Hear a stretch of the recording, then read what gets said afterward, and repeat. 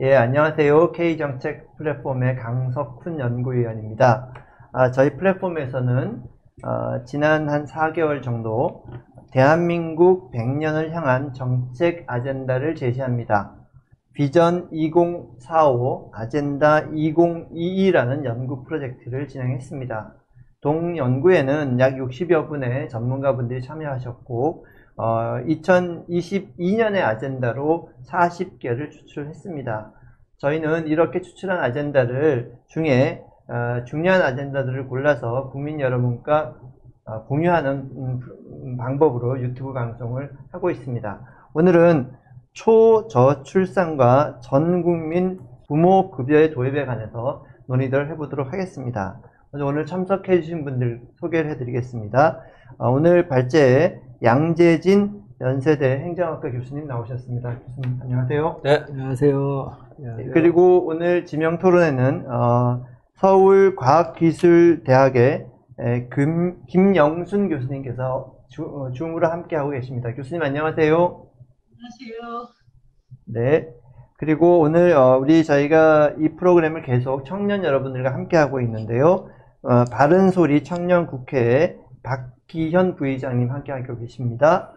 그리고 국가경영전략연구원 차세대 오피니언 리더 컬리지의 박상래 팀장님도 함께하고 계십니다. 그리고 또 특히 저희 플랫폼의 연구위원으로 활동하고 계시는 최희주 전 보건복지부 인구정책실장님도 함께하셨고요. 실장님 반갑습니다. 그리고 우리 의료복지 분야의 전문가이신 최병호 전 보건사회연구원 원장님도 함께해 주셨습니다. 원장님 반갑습니다. 자, 그럼 먼저 우리 양재진 교수님의 토론을 발제문을 듣도록 하겠습니다. 네, 안녕하세요. 예, 제가 오늘 제목에도 있듯이 초저출산과 전국민 부모급여의 도입이라는 주제로 말씀드리도록 하겠습니다. 저출산도 아니고 뭐 초저출산에 저희는 처해 있는데 이 문제를 어떻게 좀 완화 혹은 좀 극복할 수 있을까? 대안이 이게 얼마나 잘 작동할지는 사실은 해답은 없습니다만 그래도 이게 제가 볼 때는 이게 충분 조건은 아니더라도 필요 조건이라고 보거든요. 그래서 이것이 지금 빠져있기 때문에 백약기 지금 써더라도 잘 무용인 것 같아서 한번 이 부분을 좀 말씀드리려고 합니다. 문제점 다 아시겠지만 심각성을 다시 한번 좀 보시면 뭐 출생아 수가 이렇게 격감하고 있고 작년에는 26만 명 이렇게 되고 이제 올해는 이제 코로나의 여파가 올해 또 미칠 텐데 그렇게 되면 뭐 24만 명 그렇게 생각하는 것 같더라고요. 뭐 쭉쭉쭉 떨어지는데 소위 말하는 데드크로스가 즉 사망자 수가 출생자 수보다 많은 데드크로스가 작년에 시작이 돼서 이제 인구는 자연 감소에 들어간 이런 상황입니다. 국제 비교를 한번 보면 저희 나라가 이렇게 보라색인데 쭉쭉 떨어지고 이걸 보여드리는 이유 중에 하나는 이제 뭐 스웨덴은 뭐 그렇다 치더라도 여기 독일 있지 않습니까? 파란색. 독일하고 저희가 2003년에 수치가 똑같았어요. 1.3. 출산율 쇼크 1.3 똑같이 맞았는데 독일은 지금 1.6까지 올라와서 어느 정도 극복을 했고요. 우리는 계속 떨어져서 지금 0.8 몇이 되는 이런 상황입니다. 독일과 뭐가 차이가 났을까라는 거, 제가 볼 때는 좀 소득보장 문제가 좀 크지 않았을까 이런 생각합니다. 왜냐하면 우리가 1.3 쇼크 때 열심히 한 게 공보육이거든요. 그래서 지금 보육 혹은 어린이집 또 뭐 유치원, 취원율 이런 거로 따지면 거기가 스칸디나비아보다 높아요. 낮으면 전혀 낮지 않습니다. 보육은 어느 정도 됐다라고 볼 수 있는데 소득보장 쪽으로 저희가 손을 놓고 있었거든요, 사실상. 근데 이 두 가지를 함께 하는 게 스웨덴과 독일입니다. 독일은 특히 이제 아까 2003년 쇼크 이후에 2006년부터 소득보장을 굉장히 강화하는 식으로 갔는데, 어쨌든 그 두 가지를 다 해야 되지 않을까. 우리는 공보육은 어느 정도 하고 있으니까 이 소득보장 얘기를 한번 해보자 하는 게 오늘의 주제가 되겠습니다. 또 이런 얘기는 하는 것 같아요. 돈 엄청 집어넣는데 돈 써봤자 소용없다라는 이제 그런 그 무력감, 뭐 이런 것들이 뭐 언론을 통해서 또 국민들 통해서 얘기하고 하는데 따져보면 사실 돈 많이 쓴 거 없다. 이게 뭐 40조를 썼다라고 이제 국가에서는 1년에 저출산 대책 하는데 이 뭐 신혼부부들부터 해가지고 쭉 해서 부동산 뭐 그런 신혼부부용 임대주택 쓰는데 국가에서 돈 빌려준 거 뭐 이런 거거든요. 그러니까 빌려준 돈이니까 이건 사실 나중에 받는 거예요. 그래서 국가가 투입한 돈은 사실은 저리융자를 했다면 시장 금리와의 차이 뭐 0. 몇 퍼센트든 뭐 1%든 그것이지 돈 빌려줬다가 받을 건데 빌려줄 돈을 갖다가 예산을 다 투입한 것처럼 한 거 이렇게 된 거거든요. 그래서 좀 물론 13조는 뭐 작은 돈 아니다 큰 돈이다 하겠지만 이거 갖고 좀 부족한 이게 저희가 뭐 13조면은 0.1%인가요? GDP예요? 어떻게 되나요?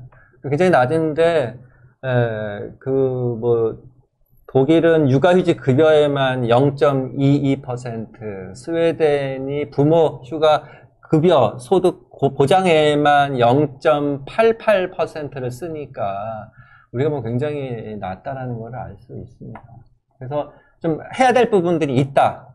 돈이 더 들어가더라도 지금 뭐 하다못해 뭐 소고기 사 먹으라고 몇십 조씩 뿌리면서 이거 못합니까? 제가 계산한 데는 4조 일반 예산 들어가면 되더라고요.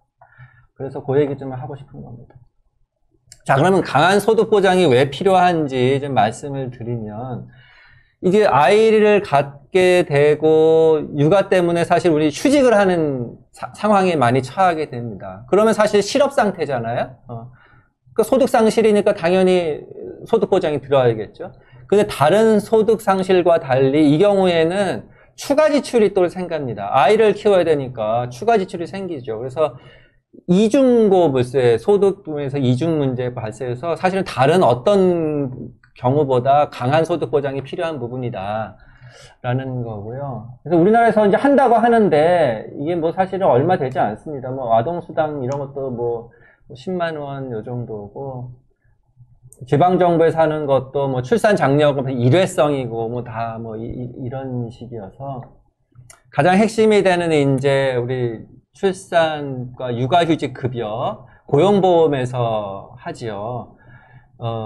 이 경우에 소득 대체율이 어떻게 되는가 한번 보면, 우리가 초기 3개월에는 150만원까지, 상한이 150이고, 그 다음은 이제 120만원인데, 그 120만원 기준으로 하고 최저급여 70만원을 가지고 하게 되면, 1분이 소득 하위 20%는 소득 대체율이 뭐, 높게 나옵니다만, 2분위에는 50%, 3분위부터는 뚝뚝 떨어져서 뭐 30%에서 17% 이렇게밖에 안 돼서 사실은 아이를 키우면 소득 상실 문제, 소득 보전이 안 되니까 거기다 또 지출까지 늘어나니까 선택하기가 굉장히 어려운 상황이라고 저는 생각을 합니다. 그래서 현재 우리 수준이 이렇다라는 거고요. 그럼 다른 나라는 어떤지 잠시 좀 살펴본 다음에 그 시사점을 갖고 한국이 해야 될 일을 말씀을 드리면, 먼저 이제 저희가 공보육 때도 사실 스웨덴을 많이 참고를 했는데요. 스웨덴에는 공보육 서비스만 잘 돼 있는 게 아니라 유급휴가를 지원하는 부모보험제라는 게 있습니다. 그런데 부모보험이라고 해서 우리는 생각하면 보험은 사각지대가 있는 거 아니냐. 그런데 보험으로 처리하는 부분은 처리하고 나머지, 이제 뭐, 자영업자라든지 혹은 뭐, 비임금 근로자나 뭐, 학생 등등까지도 다 100% 보장을 하는데, 이 부분은 일반 재정이 투입이 됩니다. 그러니까 주된 거는 보험료 수입으로 하고, 이렇게 해서 어떤 전 국민을 상대로 한다는 것. 그 다음에 소득 대체율도 상당히 높아요.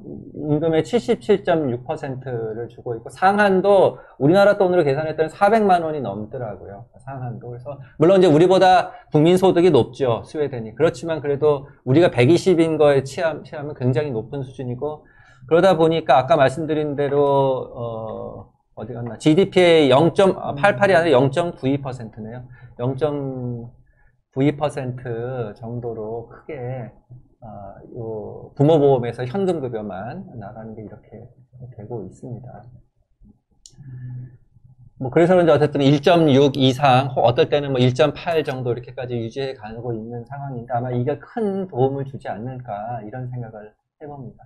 독일은 후발주자입니다. 잘 아시다시피 뭐 그 대륙 복지국가 모형에서 그 어떻게 보면은 성별 분업에 의한 1인 남성 생계 부양자 모델이 오랫동안 자리 잡고 그것이 사회보장제도에 투영됐던 나라죠. 그래서 뭐 공보육 시스템으로 해서 여성들이 일할 수 있는 시간을 확보해주는 공보육으로 하기보다는 양육수당 제도를 했죠. 그래서 집에서 아이를 키우면 거기에 대해서 국가가 어떻게 보면 보상을 한다고 그럴까요? 이런 측면으로 해서 여성이 집안에서 아이 키우는 방향으로 해왔던 게 이제 독일이었는데 그 1.3 쇼크, 아까 2003년 1.3 쇼크 이후에 그 3인당 대연정 정부가 그런 말을 했더라고요. 스웨덴처럼 하겠다. 방향을. 그래서 보육 느리고 소득 보장 해주는 방향으로 하겠다. 그래서 이제 스웨덴 방식으로 전환을 뒤늦게만 합니다. 우리는 스웨덴 쫓아갔다면서 공보육 시스템을 했는데 여기는 공보육 플러스 부모보험을 해야겠다라는 건데 부모보험을 이 보험 시스템으로 하지 않고요. 양육수당을 일반 재정에서 하는 양육수당을 확대하는 거로. 그런데 소득 비례형으로. 그래서 논란이 있었다고 그래요. 아니 일반 재정으로 하면서 어떻게 소득 비례형으로 하냐. 근데 어쨌든 중산층이 어느 정도의 그 소득 보장을 해주려면 중산층에게 해주려면 비례형으로 하는 수밖에 없죠. 그렇게 돼서 일반 재정 가지고 합니다. 독일보다는 보장 수준은 좀 낮은 것 같아요. 한 300만 원 조금 안 되게까지가 이렇게 되어 있어서 뭐 좀 낮긴 한데 그래도 어쨌든 간에 여기 소득보장 대체율이 65에서 100% 이렇게 되어 있습니다. 그러니까 기본이 65%인데 저소득으로 갈수록 소득 대체율이 높아지게 되어 있어서 최저소득 계층은 100% 되게 이렇게 일반 재정 가지고 그렇게 하고 있습니다. 어쨌든 전 국민을 상대로 한다라는 게 의미가 있다라고 저는 보고요. 그래서 이제 다시 한번 평가를 하자면은 일단 스웨덴이든 독일이든 전 국민을 대상으로 했다. 소득비례 급여가 원칙이다. 차이점은 아까 말한 대로 스웨덴은 보험이 주로 재원이고 독일은 일반 재정에서 한다. 이렇게 되겠습니다. 다시 한번 이 그림을 좀 세 나라만 보시면 한국의 출산율은 쭉쭉 떨어지고 독일이 이렇게 올라가는 것. 이 차이점은 공보육은 다 같이 열심히 이 세 나라가 열심히 하니까 이제는 뭐 독일은 뒤늦게 했지만 어쨌든 뭐 열심히 하고 뭐 차이는 소득 보장이 아닐까 이런 생각을 해봅니다. 한국은 그러면 어떻게 그럼 소득 보장 제도를 할 것이냐? 일단 전 국민을 대상으로 해야겠다. 방법은 일단 일반 재정이 동원이 돼야 될 것이다. 일반 재정에서 동원되는 것은 정액급여로 하자. 하고 이제 그 다음에 그 추가로 이제 보험에 가입되신 분들 있죠. 지금 이제 고용보험의 가입자라고 할 수 있고 아니면 고용보험에서 모성보호 사업을 떼내서 독일처럼 부모보험을 제대로 할 수도 있죠. 어쨌든 보험 가입자는 정액급여 플러스 소득비례급여를 좀 받는 것으로 그렇게 해서 이런 모양이 될 것 같아요. 이제 12달을 주는 거로 일단 기본으로 하자면 이제 부모보험 가입자들은 정액급여 100만 원 받고 그 다음에 소득대체율 30%인데 최대 상한이 200만 원이 되는 그거를 다 받는 거죠. 그러면 최대로 받는 건 이제 300만 원까지 받을 수 있는 거죠. 이런 식으로 일반 근로자들은 하고 지금이 120, 150이니까 한 2배 정도 되는 상한이 되겠죠. 근데 부모보험에 혹은 고용보험에 가입하지 못한 사람들은 정액급여 100만 원인데 아동수당 10만 원이 10배 올랐다 이렇게 생각해도 좋을 것 같아요. 단 이제 뭐 5세, 6세까지가 아니라 뭐 1년 혹은 이제 보너스까지 하게 되면 조금 더 오래 이렇게 되는 거죠. 그렇게 해서 전 국민을 포괄을 하면서 어느 정도 중산층도 만족할 수 있는 소득 보장을 좀 해주자라는 겁니다. 여기에 돈이 들 수밖에 없죠. 일단은 보험 시스템으로 하는 거는 이제 지금 보험료 걷는 것, 플러스 조금 더 올려야 된다고 생각하고요. 새롭게 이제 많이 돈이 들어가는 거는 이제 아무래도 이 전 국민을 상대로 해서 전체 아동들에게 100만 원씩 주는 이 부분일 텐데, 우리가 작년에 26만 명, 올해가 24만 명 예상하고 있으니까 일단 중간 목표로 30만 명 회복하는 거를 하면 100만 원씩 하면은 12달 주면은 3조 6천억입니다. 뭐 4조니까 뭐 지금 분위기 같아서는 뭐 이거 아무 어려운 거 아니죠. 그렇죠? 아까도 말씀드렸지만 뭐 위로금 준다고 뭐 10조, 12조 뭐 이렇게 몇 차례씩 하는 판이니까 뭐 이거 의미가 있는 지출이라고 생각을 합니다. 이 정도 하면 될 거라고요. 생각하고 안정적인 재원을 꼭 마련은 해야 된다고 하면은 저는 부가가치세율을 현재 10%인데 한 10.5% 해도 5% 하면 4조가 걸리잖아요. 0.5%는 4조 정도 추가로 되니까 이렇게 하는 게 어떨까 이런 생각을 해봤습니다. 그 다음에 이 전달 체계에서의 관리는 현재 고용보험에서 하고 있으니까 고용보험에서 해도 되지 않을까. 혹은 이제 고용보험에서 그 떼내서 부모보험 하면 부모보험 뭐 기금이 돼도 좋고요. 어쨌든 그렇습니다. 기본적으로 고용보험에서 하는 이런 생각을 해봤습니다. 네, 결론 말씀드리겠습니다. 지금 우리나라에서 고용보험제도에서 하는 육아휴직급여는 이중소득 상실 문제를 완화하기는 어렵다. 그리고 한 가지 참 말씀을 안 드렸네요. 고용보험에는 사각지대가 큰데 이 부분은 그냥 구멍이 나 있기 때문에 전국민화해서 일반 재정을 좀 튀겨서 전국민화해야 된다. 이런 얘기였고요. 그래서 그런 이 무력감 아까 말씀드린 대로 무슨 제도를 하더라도 저출산이 꼭 뭐 돈 문제만이 아니기 때문에 뭐 문화나 여러 가지 때문에 이게 실효성이 없을 거다 말할 수도 있겠습니다만 그래도 지금 워낙 이게 이중 문제 때문에 그래서 일단은 필요 조건은 좀 충족시켜 놓고 하는 노력을 좀 해보자 하는 그런 말씀을 드리면서 마치도록 하겠습니다. 네, 양 교수님 감사합니다. 전국민 부모 급여를 도입해서 출산율을 막는 걸 내려가는 걸 좀 막아보자. 그리고 또 궁극적으로 올리자는 취지의 발제하셨습니다. 발제에 대해서 우리 서울과학기술대학의 김영순 교수님께서 토론해 주시겠습니다. 김 교수님. 예, 안녕하세요. 서울과학기술대학교에서 정치학 가르치는 김영순입니다. 저는 사실 이 분야의 전문가가 아닌데요. 비전문가가 하는 토론의 장점을 최대한 살려서 한번 하겠습니다. 그리고 전문가이신 최희주 선생님이나 최병호 원장님 말씀을 들어보면 저와 양재진 쌤 얘기를 좀 비교하시고 말씀을 해주시면 좋을 것 같습니다. 그리고 이 청년 당사자분들도 얘기를 들어보면 재미있을 것 같고요. 자, 이렇게 제 토론을 한마디로 요약을 하자면 제도 도입의 필요성과 설계에는 대부분 동의한다. 그러나 저출산의 원인으로 자녀 양육기의 소득상실을 중요한 원인으로 짚고 그 대안으로 부모급여를 도입하면 저출산 경향을 완화할 수 있을 것이다 라고 하는 문제 진단과 해법에는 거의 동의하지 않는다라고 하는 게 제 토론의 요지라고 할 수 있습니다. 자, 왜 그런지 한번 얘기를 해보도록 하겠습니다. 먼저 이제 동의하는 부분부터 얘기를 해보면요. 저 이게 최대로 키웠는데 잘 안 보이세요? 잘 보입니다.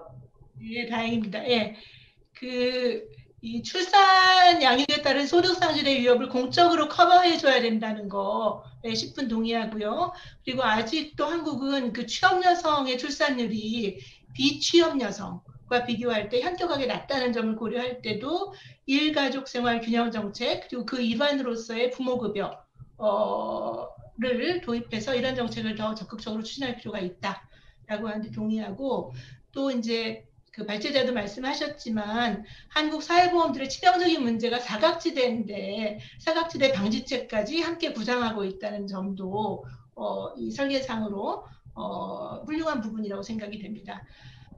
그리고 이제 최근 일각에서는 이제 고용보험, 그러니까 뭐 실업보험, 그다음에 실업급여, 그다음에 뭐 상병보험 이런 거 노동시장도 워낙 파편화되고 복잡하니까 이걸 전부 소득보험으로 통합을 하자. 소득이 줄거나 상실되면 그 비례해서 어떤 이유로 소득이 줄거나 상실되더라도 보전해주는 제도 통으로 가자 이런 얘기도 많이 하는데 실제로는 이게 이제 소득 파악과 그것에 대한 저항, 그다음에 당사자들의 이제 보험료 납입이라는 거에 대한 정책 수능성, 그다음에 오남용 가능성, 특히 그 실업부조나 실업급여 같은 경우에 이런 거에 대한 문제 제기로 이게 쉽게 도입되기 어려울 것 같고요. 그렇다는 걸 감안하면 이 부모급여는 자녀 양육기에 소득 보전에 적절한 대안이 될 거라고 생각을 합니다. 그런데 이제 제가 저출산의 원인의 진단과 해법에는 동의하기 어렵다고 말씀을 드렸죠. 그래서 이 발표문의 전제는 이 자녀 양육기의 소득 감소가 저출산의 중요한 원인 중에 하나고 별로 안 중요한 원인이면 뭐 이런 얘기 이렇게 심각하게 할 이유가 없지 않습니까? 일단 중요한 원인 중에 하나라고 보고 부모급여제도 도입을 통한 소득 보전이 유효한 출산 증대 대책이 될 것이다. 이런 전제에 입각해 있는데 별로 그렇지 않아 보인다는 거죠. 그래서 이런 전제는 이미 유럽에서도 작동하지 않기 시작했고 한국에서도 유효하지 않을 거라는 겁니다. 그 양재진 선생님께서는 이제 스웨덴이나 독일 예를 들으셨는데 독일이나 스웨덴에서도 이미 이거 말을 안 듣기 시작했습니다. 작동하지 않기 시작했어요. 그래서 제가 부모급여 도입 자체에 반대하는 게 아닙니다. 부모급여 도입은 아이를 낳아서 키우고 싶은 시민들의 행복 추구권을 보장하는 차원에서 바람직하고 그 육아기에 이제 소득 상실 때문에 아이 낳기를 꺼려하는 사람이 몇 명이라도 있다면 그걸 보존해 주는 게 의미가 있다고 보는데 그럼에도 불구하고 이게 저출산의 주된 원인 중에 하나도 아니고 그렇기 때문에 저출산 대책으로서 별 효과도 없을 것이다 라고 하는 걸 좀 냉철하게 일단 인식은 할 필요가 있다라고 저는 생각을 합니다. 자, 스웨덴을 한번 볼까요? 이 양재진 선생님께서는 스웨덴에 대해서 스웨덴은 부모보험 도입 후에 현재까지 1.6 내지 1.8 수준의 출산율을 유지하고 있고 또 독일도 이 제도 도입 후에 출산율이 1.3에서 계속 상승해서 1.6에 이르렀다 이렇게 얘기했는데 이거는 정확한 팩트 기술이라고 보기 어렵습니다. 그러니까 이게 이제 스웨덴의 출산율 그 그래프인데요. 여기 보면은 1974년에 이제 뭐 그런 부모급여의 원형 같은 거라고 할 수 있는 180일 유급 출산 휴가가 이제 도입이 됐는데 여기 보면은 뭐 양지 선생님 말씀대로 하자면 부모급여 도입하면 출산이 올라가야 되는데 점점 더 떨어집니다. 그러다가 이 80년대 중반부터 이제 올라가기 시작을 하다가 90년대 초반에 스웨덴에 굉장히 큰 파이낸셜 크라이시스가 있었고 경제 위기가 있었죠. 그래서 복지국가 끝장났다 이런 얘기할 정도로 그래서 이제 곤두박질을 쳤다가 경제가 회복이 되면서 다시 올라갔다가 2008년 경제 위기 이후에 다시 떨어졌는데 그 다음에 반등하지 않고 계속 낮은 출산율 하락하고 있고 앞으로도 여기서 더 올라가지 않을 걸로 전망하고 있습니다. 그리고 여기 보면은 이 밑에 있는 점선이 스웨덴 국적 엄마의 출산율이고 이 위에 있는 굵은 점선은 외국인 엄마, 스웨덴에 거주하고 있는 그러니까 이민자 어머니의 출산율입니다. 그래서 어떤 의미에서 보면은 이 이민자들의 높은 출산율이 스웨덴에서의 전체 출산율을 부스트하면서 여기까지 온 측면이 굉장히 강하다고 할 수 있고요. 전체 출산율의 그런 이 등락 경향을 보면 부모급여나 가족정책 이런 게 영향을 안 미쳤다고 할 수는 없겠지만 가장 크게는 경제적인 상황에 가장 큰 영향을 미쳤다는 걸 한눈에 알아볼 수 있습니다. 그러니까 70년대 초에 오일 쇼크 이후에 뚝 떨어지고요. 그 다음에 90년대 초반에 스웨덴의 파이낸셜 크라이시스 이후에 뚝 떨어지고 2008년 경제 위기에 뚝 떨어지고 그래서 경제적 상황이 굉장히 큰 영향을 미친다. 그 다음에 이민이라는 게 큰 영향을 미친다라고 우리가 큰 틀에서 이해할 수 있습니다. 독일의 경우에도 이제 이게 요건 이제 노르딕 컨트리인데, 그러니까 이 여태까지 그 인구학자들이나 가족정책학자들의 일반적인 의견은 유럽의 출산율은 하나는 인구 대체 수준의 높은 출산율 국가, 그 다음에 저출산율 국가가 있고, 높은 출산율 국가가 높은 출산율을 유지하는 원인은 양성평등 정책과 가족 정책, 관대한 가족 정책에 있다. 라고 얘기를 했었고요. 이 양성평등 정책과 관대한 가족 정책을 대변하는 나라들이 이 북부 노르딕 컨트리즈였습니다. 근데 이 나라들에서 전부 2010년 이후에 출산율이 많이 떨어지고 있어요. 그러니까 더 이상 그동안에 이 효과가 있었다고 하는 정책들이 잘 듣지 않는다고 하는 것을 보여줍니다. 그다음에 이제 양재진 쌤이 또 하나의 레퍼런스로 들으신 독일 같은 경우에는 여기 보면은 어쨌든 이 와중에도 반등해서 올라가죠. 올라가서 이제 많이 떨어지지 않고 유지되는 것처럼 보이는데 실제로는 이제 2016년부터 떨어지기 시작했고, 이게 아까 양재진 쌤께서 보여주신 표입니다. 양재진 쌤 스스로 제시하신 표인데 여기 2020년까지 나온 걸 보면 더 계속 떨어지고 있어요. 그러니까 18년, 19년, 20년. 그러니까 요게 좀 한계치 1.5 좀 넘는 수준이 독일이 오를 만큼 오르고 떨어지는 거 아닌가. 그리고 그동안 이게 반등했던 건 워낙 이게 남성 생계 부양자 모델 속에서 기저가 낮은 데에서 가족 정책을 관대하게 쓰니까 올라갔는데, 그걸로 부스트할 수 있는 수준은 요 정도이고, 이미 이제 뭐랍니까, 우리가 시체말로 얘기하는 약발이 다 끝난 거 아닌가, 그런 느낌이 좀 드는 거죠.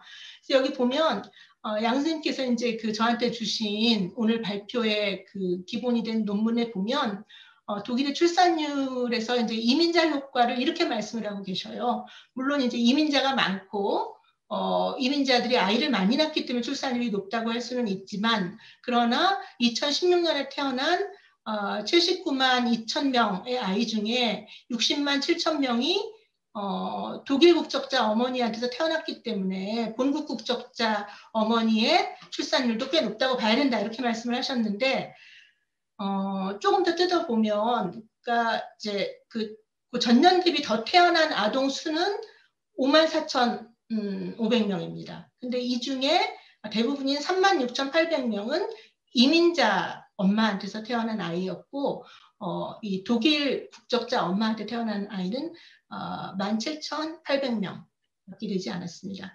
그다음에 이게 이제 아주 최근 통계가 없어서 좀 아쉽기는 한데, 2014년까지의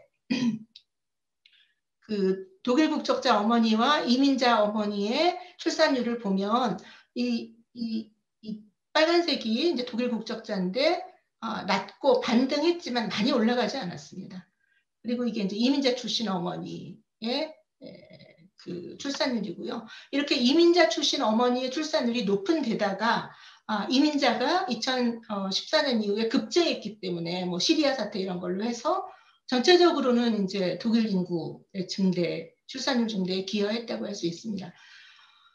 그럼 이렇게 얘기하면, 아니 뭐 이민자에서 태어나면 어떠냐, 출산율이 유지되고 인구 균형이 유지되는 게 훨씬 더 중요한 거지라고 말씀하실 수 있고, 저도 그거에 동의합니다. 그래서 이제 이민이라고 하는 것도 굉장히 중요한 출산율 유지와 인구 균형 유지의 방법인데, 문제는 스웨덴의 사례를 보면 이게 오래 유지되지 않는다는 거예요. 그러니까 아니면 이민이 계속해서 높은 속도로 지금보다 현저하게 계속 늘어나는 추세, 이런 이제 상승 곡선을 그리면은 상관이 없겠죠. 근데 주로 유지되지 않는다는 건 무슨 말이냐면, 여기 이제 이 프로젝션을 보면 이 본국 출신 어머니의 출산율 밑에 있는 점선 그래프와 그다음에 이민자 어머니의 출산율이 점점 동조해서 같이 되는 경향을 볼 수 있는데, 이게 이제 비유럽의 뭐 이슬람권이나 아니면 저소득 국가에서 온 여성들 같은 경우에는 그쪽의 어떤 문화나 라이프 스타일이 여성이 교육을 덜 받고 일찍 결혼을 하고 그다음에 아이를 빨리 낳고 그러니까 여러 낳고 이런 문화인데, 이민을 오게 되면 급속하게 현지 문화에 동화가 된다는 겁니다. 그래서 교육도 많이 받기 시작하고, 그다음에 자신의 몸에 대한 통제권, 여성이 스스로의 몸에 대한 통제권도 늘어나고, 그러면서 현지 여성과 아주 비슷한 출산 행태를 보이면서 결국 이민자 어머니의 출산율이 떨어져서 현지 여성과 비슷하게 된다는 거예요.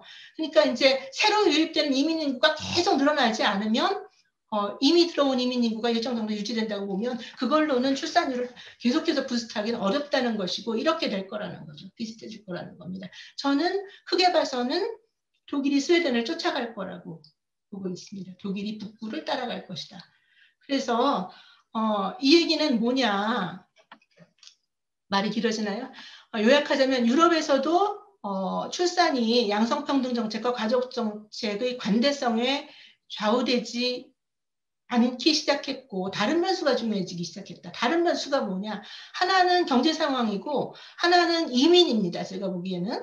그래서 이제 경제 상황, 그다음에 이제 뭐 아이 낳는 사람들이 청년층 입직해서 직장 가진 젊은 세대인데 이 젊은 세대의 일자리 상황, 이런 것에 기반한 미래에 대한 전망, 이런 게 출산에 부모급여라고 돈 100만 원씩 주고 이런 것보다 훨씬 더 중요하고, 그다음에 이제 뭐 비혼, 그다음에 결혼을 했어도 아이 없는 가정, 이런 사람들이 많아지고 이게 고소득층, 고교육층에서 하층, 저교육층으로 확산되고 있습니다. 이제 한국은 이런 압축 경제 성장에 걸맞게 이런 라이프 스타일의 변화도 압축돼서 이 모든 게 한꺼번에 나타나니까 저출산으로 가는 것 같고요. 이제 독일은 이제 지금 제가 얘기한 것처럼 그동안 너무 출산율이 낮았다가 그 가족 정책의 변화와 이민으로 약간 반등했지만 북구같이 되기 어려울 것이고 지금 북구가 떨어지는 순으로 지금부터는 갈 것으로 보인다라는 게 제 예상이고, 그렇기 때문에 스웨덴, 독일식의 유럽식 정책 모델의 답습으로는 한국의 저출산 문제를 해결할 수 없다는 겁니다. 아마 단기간에 제일 빨리 해결할 수 있는 방법은 이민을 막 장려하는 걸 텐데, 이제 한국의 어떤 그 문화나 정치 상황이 그것에 대해서, 이민 장려라고 하는 거에 대해서 사회적으로 합의를 이룰 수 있을지 잘 모르겠습니다. 그다음에 이제 이민이 늘어날 때 생기는 그런 심각한 뭐 인종 갈등이라든가 아니면 극우 정당 문제라든가 하여튼 이런 문제에 대해서 한국이 또 얼마나 대비가 되는지 잘 모르겠고요. 그래서 제가 받는 시사점은, 양 선생님 얘기를 들으면서 받는 시사점은 일자리의 불안정성, 거기서 비롯되는 저소득, 그 다음에 한국에는 주택 문제, 사교육비, 그 다음에 이런 거에서 비롯되는 미래에 대한 비관적 전망, 이 저출산의 보다 깊은 원인이고, 이 얘기 이제 이미 여러분들이 많이 하셨어요. 이런 원인의 해소 없이 부모급여를 도입한다고 해서 그게 얼마나 차이를 가져올까? 그러니까 거의 차이를 가져오지 않으라고 생각이 되고요. 그다음에 이제 이런 원인들이 결국 비혼, 만혼으로 이어지고, 그다음에 혼외 출산이 어려운 한국 상황에서 이것이 이제 바로 저출산으로 연결되는 게 저출산의 한국의 원인으로 봐야 될 것이라고 보고, 특히 이제 한국의 최근의 출산율 저하에는 저소득층의 비혼과 저출산이 크게 기여한 걸로 분석이 되고 있습니다. 그래서 특히 이런 문제에 대해서 별 대책이 없는 저소득층 같은 경우에 이런 문제가 해결되지 않으면 아이 낳기는 굉장히 어렵지 않을까 싶습니다. 여기 보면 혼외 출산이 어려운 한국 상황에서 비혼, 만혼 이런 것들이 저출산을 가져온다고 얘기를 했는데, 여기 보면 남성은 거의 소득에 비례해서 기혼자 비율이 늘어나고요. 여성은 4분위부터 소득에 비례해서 기혼자 비율이 늘어나게 됩니다. 그러니까 이제 경제 상황이 결혼을 못하게 하는 주된 원인이 되고, 그럼 이게 이제 저출산으로 연결이 되는 거고, 실제로 건강보험료 납부액 분위별 분만 건수 비중을 보면 최근에 이제 여러 가지 가족 정책이나 이런 저출산 대책에 힘입어서 고소득층 8분위, 9분위, 10분위 여기에서는 출산이 조금 늘어났는데, 이런 모든 정책에도 불구하고 하위 소득계층 1분위, 3분위, 4분위에서는 많이 줄었습니다. 그리고 이것이 전체적인 한국의 출산율 저하에 굉장히 중요한 원인이라는 거죠. 근데 이제 이 사람들이 그런 일자리 문제나 소득 문제나 주택 문제나 어떤 자녀 교육비 문제나 이런 문제에 대한 대책이 없는 상태에서 부모급여를 준다고 해서, 이 부모급여가 지금 이제 사각지대 말씀을 하시긴 했지만 제가 보기에는 이제 지금 양재진 선생님께서 설계하신 대로 하면 지금 고용보험에 안 들어가 있는 취업자 중에 한 반 정도는 보험에 안 들고 가입하지 않고 그냥 100만 원 정액수당만 받을 것 같아요. 그럼 결국 이제 월 한 15개월 정도 월 100만 원 주고 그다음 13살까지 30만 원 준다는 건데 그 정도 유인을 가지고 아이를 낳을 것인가 굉장히 회의적이라는 거죠. 그래서 이제 이런 부모급여 도입을 비롯한 관대한 가족 정책은 여전히 필요하지만 그게 저출산 대책이 될 수는 없고 이런 깊은 원인에 대한 어떤 깊은 고민과 해결책의 모색이 필요하다고 보이고요. 이런 면에서 양진희 선생님 말씀하신 독일이나 스웨덴보다는 미미한 반등이지만 한국하고 조건이 비슷한 일본 같은 데에서 어떻게 해서 반등이 일어났는가를 좀 잘 들여다보는 게 훨씬 우리한테 도움이 되지 않을까 이런 생각을 했습니다. 예, 이상입니다. 예, 김영승 교수님 수고 많이 하셨습니다. 비전문가의 토론이라고 하셨는데 굉장한 전문가의 토론으로 저는 기억이 됩니다. 말씀 잘 들었고요. 이 전국민 부모 급여 도입의 효과에 대해서 중점적으로 말씀해 주셨는데 양 교수님 말씀해 주시죠. 네, 김 교수님 토론 감사하고요. 저도 대부분, 전적으로 또 공감합니다. 제가 오늘 말씀드린 거는 뭐 경제, 교육, 주택 여러 가지 이제 대안들이 있겠습니다만 사회보장적 대안은 무엇일까라는 부분을 이제 초점 두고 말씀드렸고요. 그 한 가지 이제 스웨덴과 독일도 가족 정책에 또 이제 뭐 예를 들면 소득보장 정책에 약발이 다 했다라는 거 공감을 하고 지금 미국도 이제 동시에 이제 그런 여러 가지 얘기들이 있더라고요. 하는데 그래도 굉장히 부러웠어요. 제가 목표로 하는 게 뭐 출산율 2.0이 아니거든요. 한 1.3만 돼도 좋겠다. 1.4 그 정도가 돼도 좋겠다. 그런 상황에서는 최소한 이런 소득 보장이 역할을 하는 것이 아닌가 이런 생각을 합니다.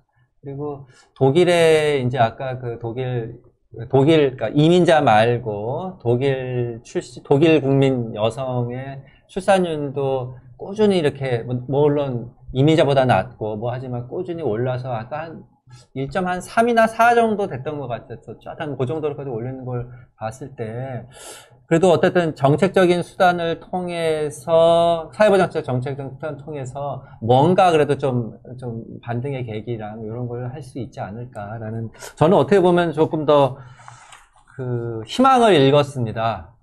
왜냐면 목표가 2.0이 아니기 때문에 그렇게 하고 그 다음에 이제 정액수당 100만 원 갖고는 안 되겠다. 이 부분에서도 저소득계층의 출산율이 많이 떨어진 부분에 있어서 지금 10만 원, 양육수당이 20만 원인 거던가요? 그렇죠? 얼마 안 되는데, 네, 100만 원 정도까지는 어느 정도 그래도 효과가 있지 않을까라는 지금 희망을 좀 가져보고요. 그게 모자르다면 좀 더 하죠. 이런 데는 저는 돈 써도 된다고 생각합니다. 네. 그리고 일본에 대한 평가는 한번 좀 해봐야겠습니다. 제가 좀 사실은 못 들여다봤는데 일본이 1.3에서 한 1.4 정도 되더라고요. 그렇죠? 우리 이 동아시아 문화권에서 싱가포르도 굉장히 낮고 홍콩 도시국가도 굉장히 낮고 한국도 사실은 어떻게 보면 도시국가이면서 또 이제 뭐 큰 인구가 많은 국가이기도 한데 어쨌든 일본이 우리가 워낙 이제 주구수다 보니까 일본이 상대적으로 돋보이는 면도 있는 것 같습니다. 어떻게 좀 유지가 됐는지 조금은 반등하게 됐는지 그런 좀 종합적으로 아까 말씀하신 대로 가족정책 플러스 뭐 교육, 뭐 경제 여러 가지 면에서 한번 살펴보고 시사점을 좀 얻는 거 한번 다음 발표는 그거 가지고 할 테니까 그때도 와서 한번 토론해 주십시오. 네, 이상을 마치도록 하겠습니다. 네. 예전에는 사람들이 모여서 얘기하다가 교육 문제가 나오면 다 집에 가자 그랬거든요. 답이 없어서. 요즘은 이제 인구 문제가 나오면 집에 가야 될 것 같습니다. 워낙 견해가 다르고, 보는 관점이 달라서 그런 이슈인 것 같기도 합니다. 이번에 청년들은 어떻게 생각하시는지 우리 차세대 오피니언 리더 칼리지의 박상래 팀장님 말씀해 주세요. 네, 저희가 이 주제를 좀 미리 받고 고민을 더 많이 해서 박기현 부의장님께서 발언을 양보해 주신 것 같습니다. 저는 그 양재진 교수님 발제 자료에서 부모급여는 모럴 해저드가 크게 유발될수록 성공하는 제도이다. 이게 최근에 들었던 말 중에 사실 가장 인상 깊은 말이었습니다. 저도 작년에부터 아이를 기르고 있는 부모고 또 이제 더욱 육아휴직급여 같은 제도가 진짜 가뭄의 단비처럼 느껴지는데 동시에 그런 생각도 들더라고요. 이 제도가 없었을 때 아이를 키웠던 분들은 얼마나 힘들었을까라는 생각, 그리고 지금도 이 제도를 활용하지 못하고 아이를 키우는 분들은 얼마나 힘들까라는 생각이 들어서 이런 분들을 포괄할 수 있는 제도가 생긴다면은 당연히 저는 출산율 제고에 긍정적인 변화가 생기리라고 보는데요. 다만 김영순 교수님 말씀해 주신 것처럼 이 정책은 좀 세대별로 차이가 있을 것 같습니다. 이미 결혼을 해서 출산을 고민하고 있는 분들, 이미 한 명을 낳은 분들이 둘째를 고민하고 있을 때 이런 제도는 오케이, 둘째 가능하겠다라는 생각을 할 수도 있을 것 같아요. 즉 1이라는 숫자를 2로 바꾸는 데는 충분히 의미 있는 거라고 생각을 하는데 지금 당장 미래의 불확실성 때문에 결혼이나 출산 자체를 포기한 세대, 그러니까 아예 0이라고 생각하고 있는 사람들에게 이 소득 보장을 강화하는 게 1을 만들 수 있다. 이거는 좀 회의적이라고 저도 생각하는 바입니다. 제가 이 주제를 가지고 청년들과 좀 많은 논의를 펼쳤는데요. 청년들이 하는 얘기가 정상가족 이데올로기로부터 벗어나서 결혼하지 않아도 출산할 수 있도록 사회인식이 변화해야 된다는 얘기도 있었고, 아니면 이미 태어났는데도 아직도 등록하지 못한 그런 미등록 아동 문제, 그런 문제나 먼저 해결해라, 이런 얘기들도 있었고, 서울에서 내 집 마련하기 불가능한데 어떻게 아이를 낳느냐, 포기했다라는 의견들도 있었습니다. 그리고 어떤 학생들은 국토 균형 발전, 환경 이슈도 중요하지만 저출산 문제가 만약에 더 중요하다면 그린벨트 해제하고 거기에 공공임대주택에도 확 져야 되는 거 아니냐, 이런 말들까지도 많이 했었거든요. 그만큼 출산에 대해 0이라는 생각을 가지고 있는 청년들의 생각을 변화시키는 건 매우 어려운 일이라고 생각됩니다.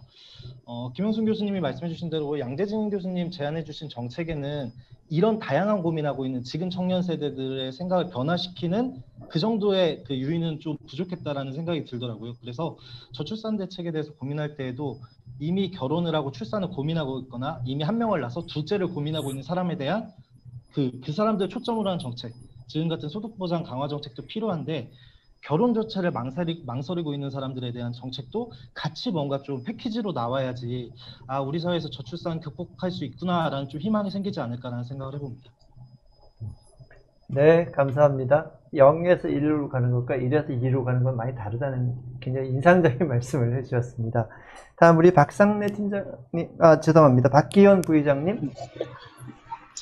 네, 먼저 관련해서 발제해 주셔서 정말 감사하다고 말씀드리겠습니다.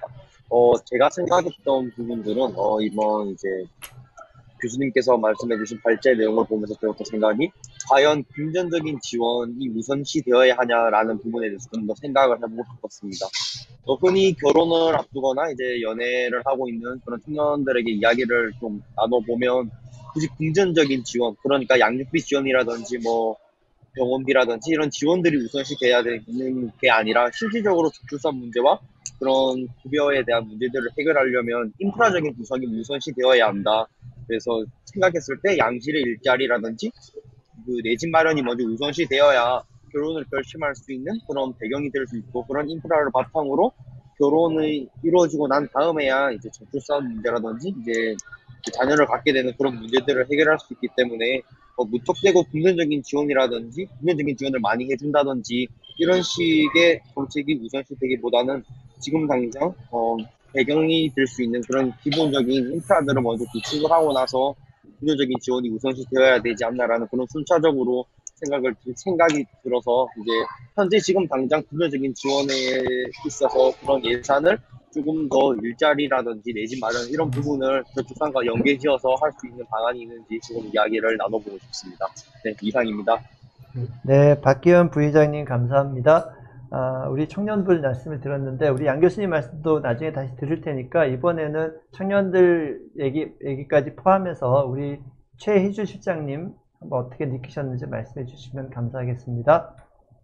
2013년에 인구정책 실장을 했었는데 저희가 예상했던 것보다 작년에 지금 출산율이 한 5년 정도 더 급속하게 저하가 되는 것 같습니다.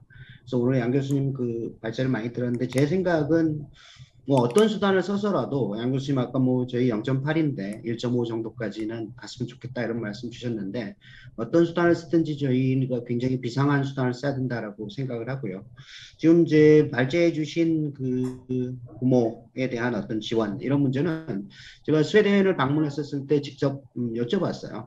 그랬더니 이 부분에 대해서 굉장히 자부심을 갖고 있는데, 오늘 이제 저는 그 말씀해 주신 부분에 대해서는 전적으로 동의를 하는데, 다만 설계를 하는 부분에 있어서 아까 어느 분이 우리 박상래 님께서 말씀해 주셨듯이 좀 굉장히 좀 정교하게 좀 설계가 됐으면 좋겠다라는 생각을 합니다. 거기 스웨덴의 가족 지원의 경우에는 가족이 처한 환경에 따라 가지고 지원이 굉장히 다양한 것 같습니다. 예를 들어서 한부모 가정이나 조성 가정, 혹은 또 장애 유무, 그다음에 부모가 처한 어떤 경제적인 상황, 이런 부분들을 좀 고려를 해가지고 가족에 대한 지원이 이루어져야 될 것 같은데, 이제 우리나라 같은 경우는 지금 사실 저출산 지원이라는 게딱 보육한 부분에만 멈춰져 있거든요. 그리고 저출산 고령화 예산을 저희가 많이 쓴다고 하지만 보육하고 기초연금을 빼고는 사실은 투자를 해본 경험 자체가 없기 때문에 가족에 대해서 좀 확실하게 지원할 수 있는 그런 부분들이 좀 있었으면 좋겠다.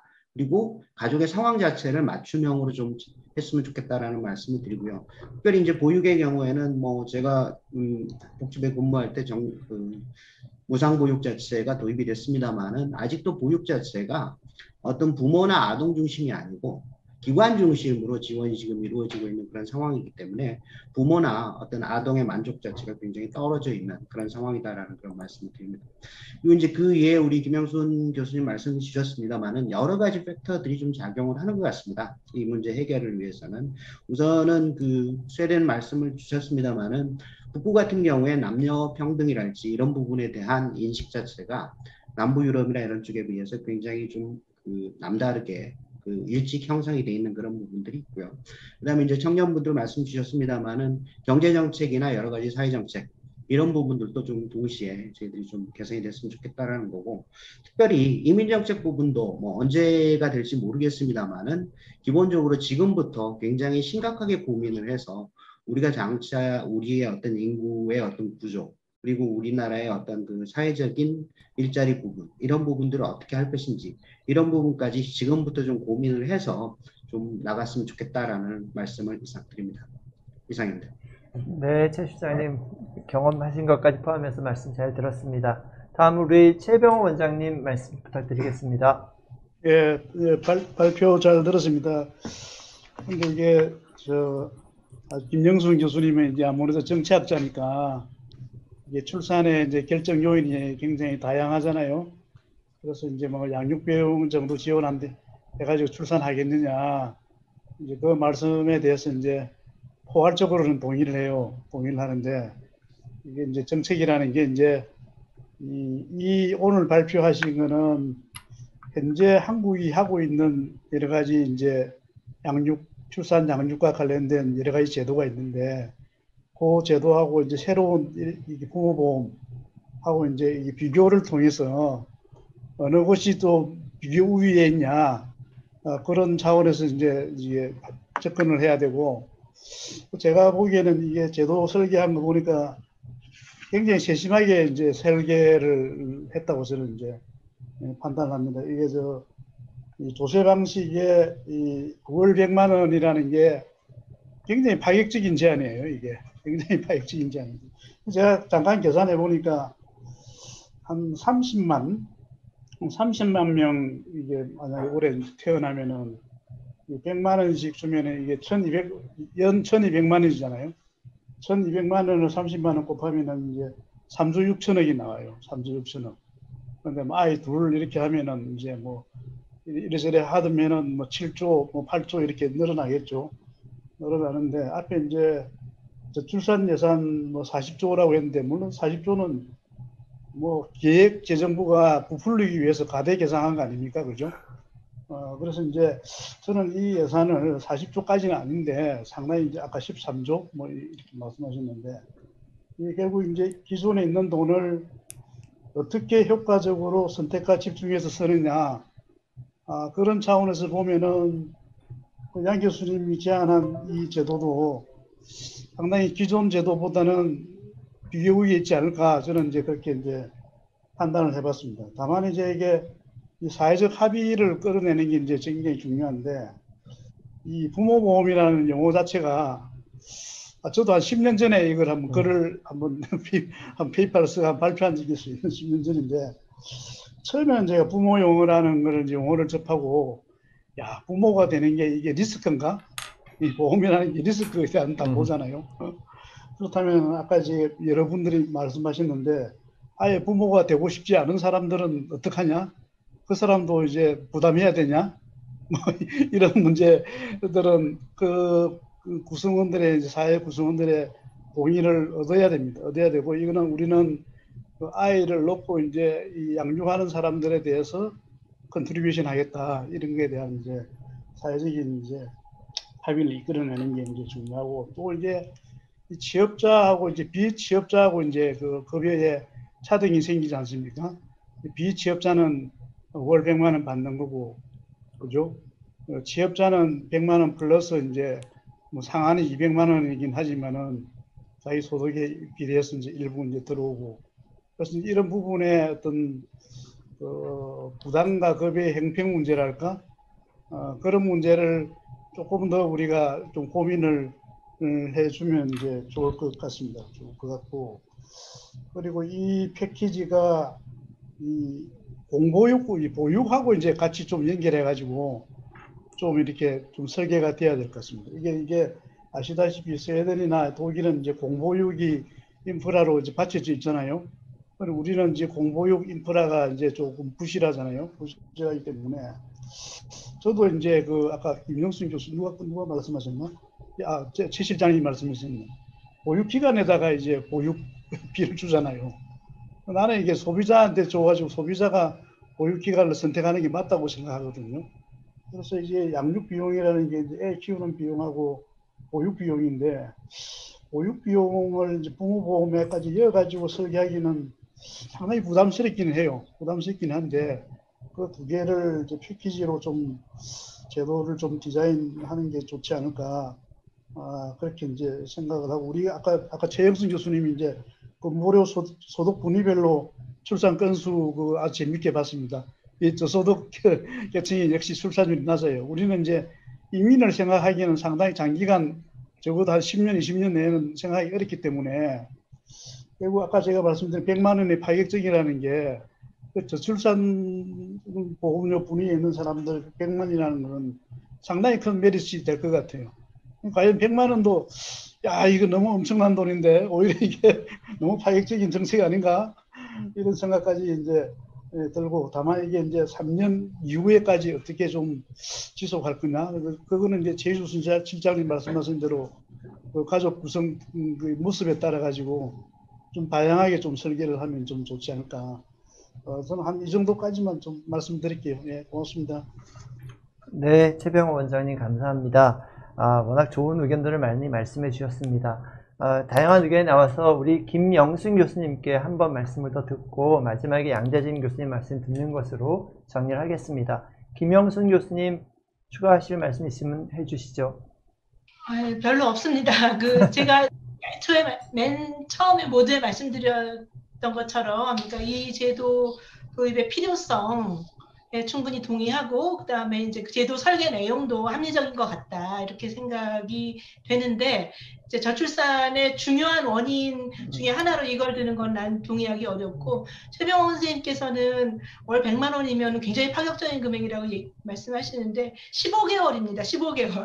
그러니까 15개월 100만 원이 출산 결정을 좌우할 만한 돈이라는 생각은 저는 들지 않고요.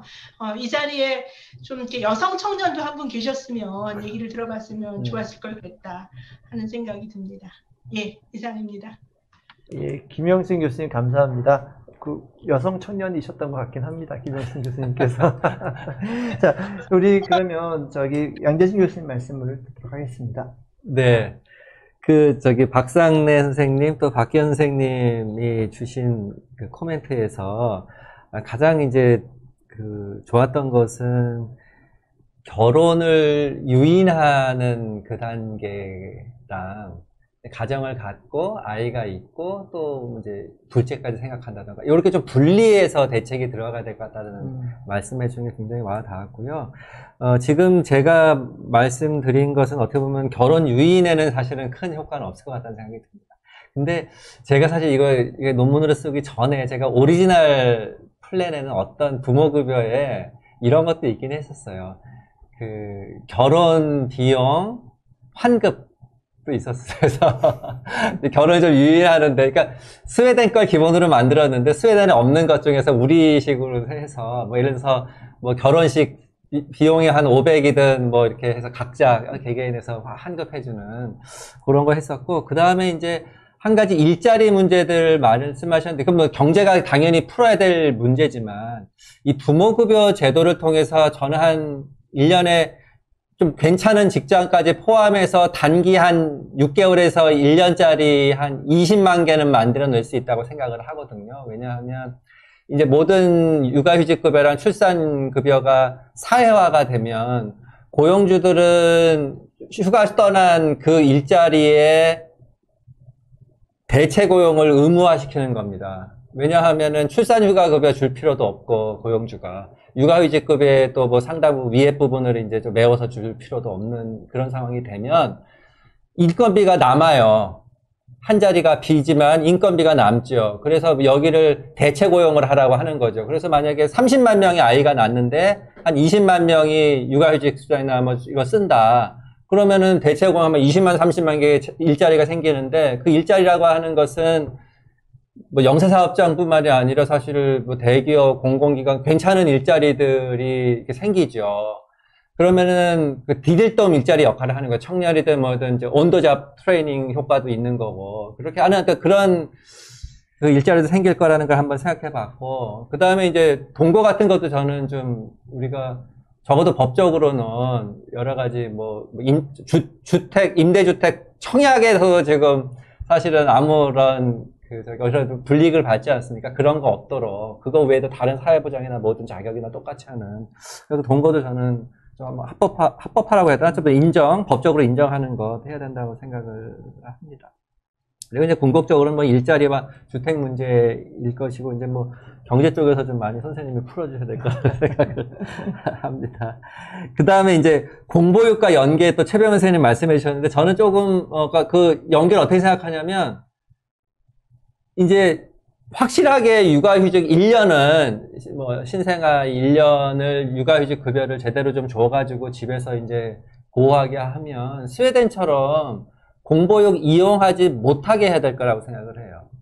영세야 지금 우리 공보육 해주잖아요. 그건 저는 사실은 바람직한 건 아니라, 아이를 위해서도 그렇고, 그거는 육아휴직급여 제대로 줘서 집에서 키울 수 있게 하고, 그 부분만은 세이브가 된 분은 이제 우리가 뭐 육아휴직급여라든지 이런 데 쓸 수가 있겠죠. 그 다음에 독신자 반발 문제도 말씀을 해주셨는데, 그래서 사실은 부가세를 생각한 거였습니다. 뭐 소득세에서 보험료를 막 떼가면 나는 아이 낳을 생각도 없고 결혼할 생각도 없고 왜 떼가 이러니까 부가세로 하겠다는 게 그거였고, 기존의 가입자의 경우에는 지금 고용보험료에서 내놓고 있으니까 그냥 그거를 조금 좀 활용해서 그대로 이제 가져가는 생각을 했던 것입니다. 어쨌든 고민할 게 많은데, 한 가지 확실한 건 이제 최희준 선생님 말씀처럼 뭔가 좀 확 그냥 해야 될 것 같은 그런 상황인데, 어떻게 이슈가 하나가 안 되는지, 정부가 어떻게 이럴 수가 있는지, 그래서 어쨌든 뭐 그런 면에서 한번 좀 논의하는 계기가 됐으면 하는 생각입니다. 네, 이것으로 답변이 됐나 모르겠네요. 예, 양 교수님 감사합니다. 출산율 문제에 관해서는 우리가 너무나 큰 패배의식에 잡혀 있는 것 같습니다. 뭐 해도 안 된다는 풍조가 만연한 것 같은데, 사실은 우리 얘기가 많이 나왔지만 출산율 제고하려면 크게 성장과 복지 그리고 문화 이 세 군데에서 다 트리거가 있게 움직여야 된다고 생각이 되고요. 오늘 양 교수님께서는 그 중에 복지 파트에서 부모급여 제도를 도입을 말씀하셨고, 저희는 그것이 그 복지 측면에서 출산율 제고의 하나의 기여할 수 있다라고 생각하고요. 향후에 실질적인 출산율 제고가 일어나려면 성장과 복지가 같이 함께 어우러져야 될 것은 분명한 것 같습니다. 자, 오늘 이 바쁜 시간에 다들 함께 해주시고, 특히 진도에서 이렇게 참여해 주신 우리 최희주 실장님께도 감사의 말씀을 드리고, 오늘 아마 백신을 마셨다고 전 들었는데 김영순 교수님도 잠깐 컨디션 안 좋은데 참여해 주셔서 감사드립니다. 자, 청년 여러분도 감사드리고 최 원장님도 감사드립니다. 오늘 여기서 마치도록 하겠습니다. 수고하셨습니다. 감사합니다.